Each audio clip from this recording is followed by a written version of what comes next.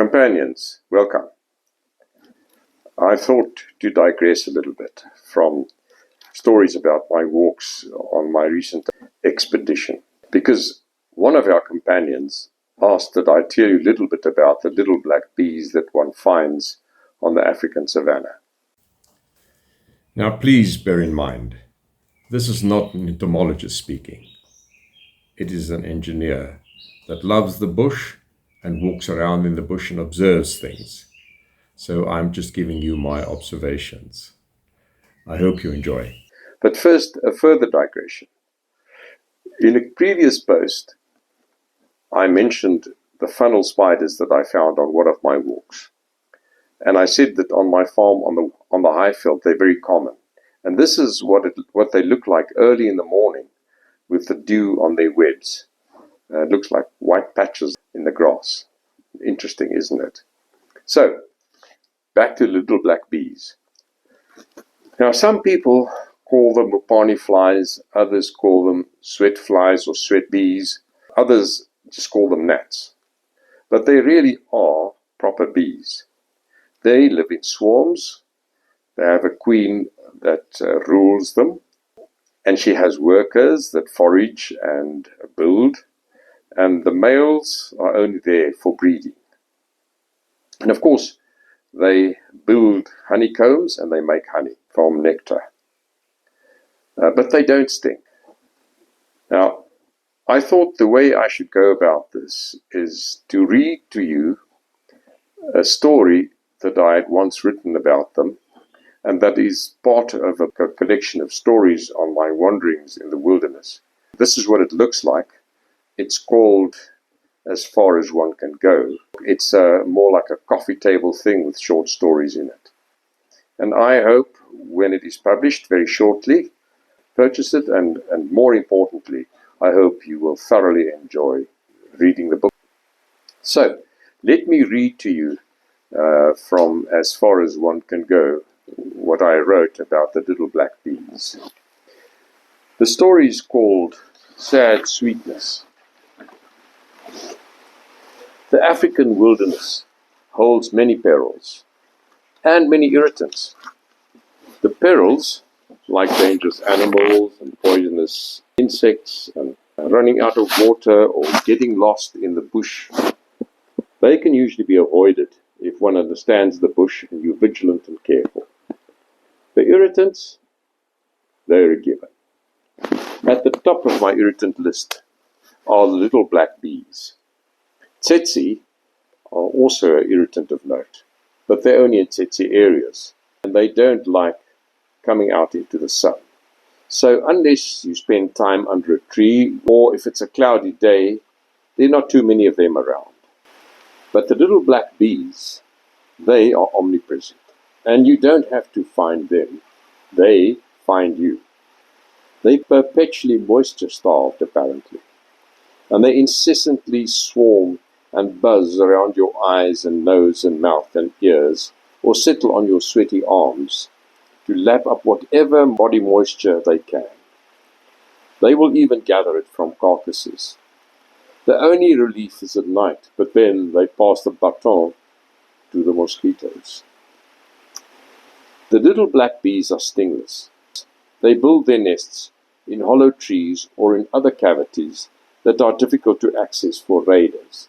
And the typical raiders are baboons, badgers, monkeys, and of course humans. The entrance is a tiny tube, thinner than a pencil, almost invisible among the bark folds. The only giveaway is the movement of bees as they arrive and leave the nest. But they're tiny, so you must be sharp to spot them. Your best chance is in the late afternoon or early morning when the sun is low, and you can see them swarm around the entrance like a cloud of dust. They're a nuisance, but their nests are a great boon to find in the bush, especially if food is running low, or just as a snack.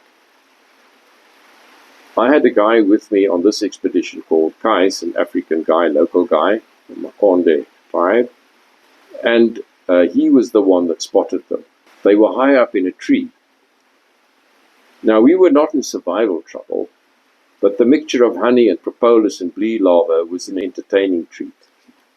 My brother Philip, who accompanied me on this expedition, had never tasted it, so Kais was given permission to climb up to the nest.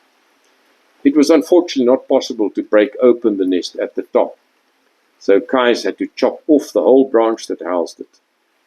Down on the ground, he shaved away the wood till he reached the honey. Now this was done with remarkable skill, if you bear in mind the crude tool that he used, an axe that was made from a piece of motorcar spring that was shaped into a triangle and driven through the thick knob at the end of a sturdy stick. The honey was sweet, but not too sweet, and subtle flavored, although I've never been able to place the flavor.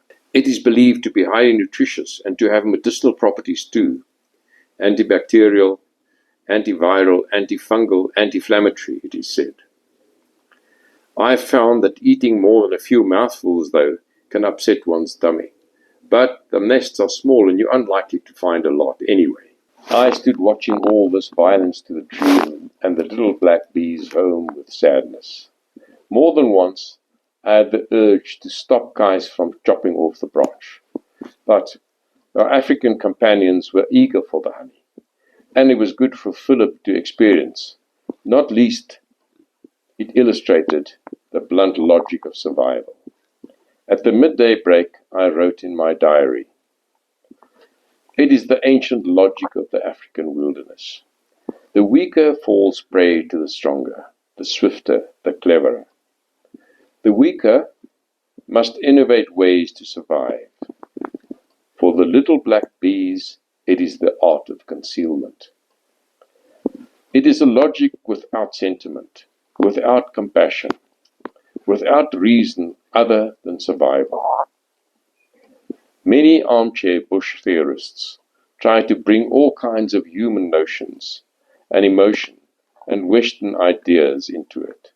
But the fact is, it is a brutal simplicity without compassion or bargaining. You have to protect yourself against going hungry or being devoured. If you fail, you are dead. Afterwards, I thought about what I'd written. We humans have become the dominant species through our naturally acquired abilities to explore, to discover, to innovate, to construct and to organize.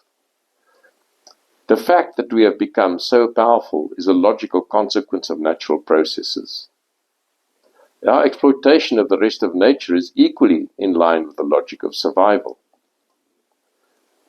Where we as a species are going wrong, though, in my opinion, is that we, through our arrogant ambitions, have so interfered with the natural laws that we are destroying the very environment that had enabled our dominance.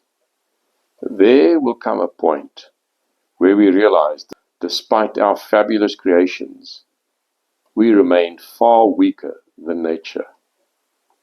And we need her. But by then, we will have perverted the natural world to the point where it cannot be turned around. All that will be left will be for nature to destroy our species, and she most likely will, and with far less compassion than Kais had in destroying the little black bee colony.